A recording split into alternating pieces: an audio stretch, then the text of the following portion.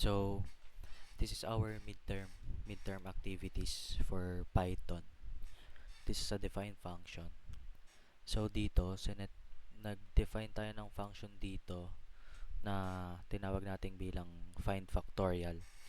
Yung n, parameter lang yan, which is yung ito dito sa input ni user. So dito sa y, nag-initial tayo ng y, sinet natin siya as equals to 1. So for I daw, for I in range, yung 1 daw, then yung n, which is itong parameter na to, is pagpa-plus 1 lang siya. Laging plus 1. Then, ang mangyayari dito, yung sa y, itong y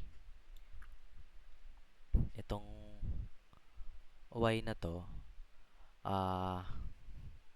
ita-times lang niya yung current number na nandun sa I. So, yun. Ito yung loop. Umiikot lang to sa I. Hanggang N. I hanggang N. Kasama na dito si N. So, yung I, bawat number ng sequence na yan, isa-isa yan papasok itong I, isa-isa yan papasok sa loop. So, dito for I in range, 1 and n plus 1, dito na pala, y is equals to y times 1. So, ito, kunwari, ang input mo dyan, input mo dyan, 5.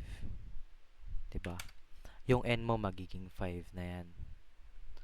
Tapos, ang computation yan sa loob ng loop, if yung y nga, yung I, since initial value natin ng y is 1,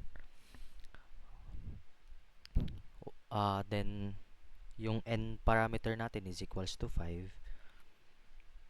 1 times 1 is equals to 1. Tapos itong 1, kokopyahin lang ulit natin to dito. Then, magiging 2 na siya. Kasi yan yung yung parameter natin hanggang 5 eh. So, magka-count lang siya hanggang 5. So, 1 times 2, magiging 2. Then, another y pa rin yan y to sa mga sumusunod. Then, kopyahin ulit natin yung 2 times yan. Number 3 na tayo. Kasi hanggang 5 nga tayo. 6. Then, kopyahin ulit natin yung 6 times. Magiging, 4 na to. So, magiging 24 siya. Then, yung last 24, last parameter na natin to, yung sa 5, which is 24 times 5, 120. That's why 120 yung lumabas dito. So, yung y naman natin, pagkatapos ng loop, ibabalik niya lang yung yung value ng y sa part ng program na tinawag yung function, which is dito. So dito pinag-input lang natin si user, ni-initialize natin siya as x. Ayun. So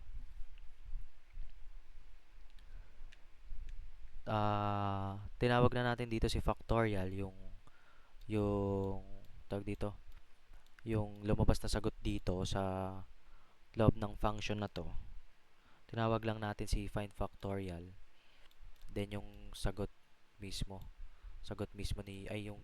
yung in-input mismo ni user na kinompute nitong nasa loob ng function na to. So ayun.